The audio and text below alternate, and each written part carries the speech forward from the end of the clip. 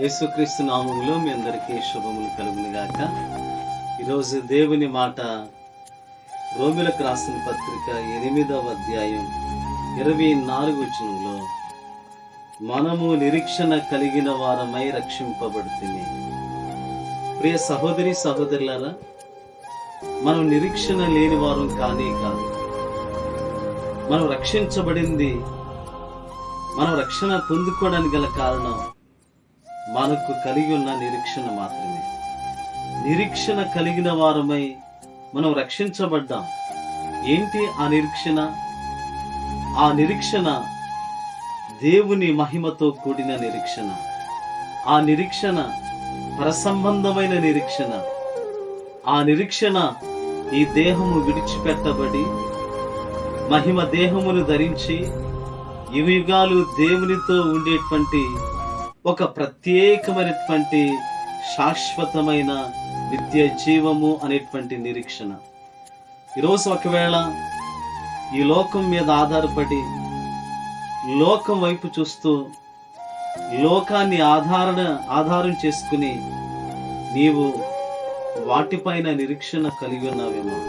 నువ్వు ఆరాధిస్తున్న దేవుడు ఆయన నీకు నిరీక్షణ కలుగు చేసేవాడు. మనం రక్షించబడ్డాం, విమోచించబడ్డాం, యేసయ్య రక్తంలో కడగబడ్డాం.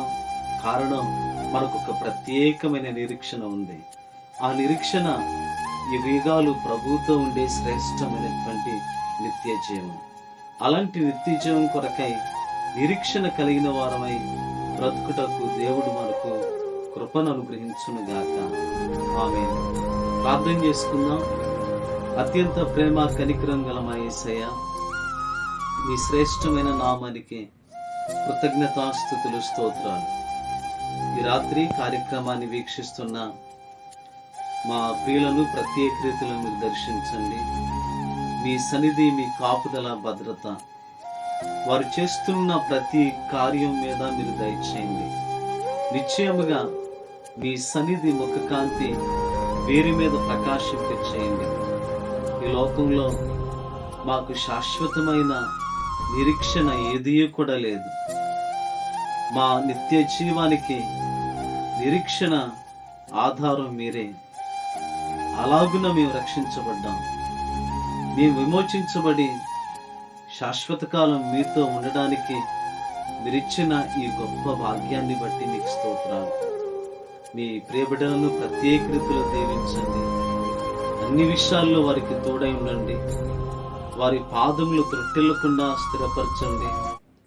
మీరే గొప్ప దేవునిగా ప్రతి వారి కుటుంబంలో అద్భుత ఆశ్చర్య కార్యాలు జరిగించమని యేసయ్య శ్రేష్టమైన నామంలో ప్రార్థించి అడిగి వేడుకుంటున్నాము తండ్రి.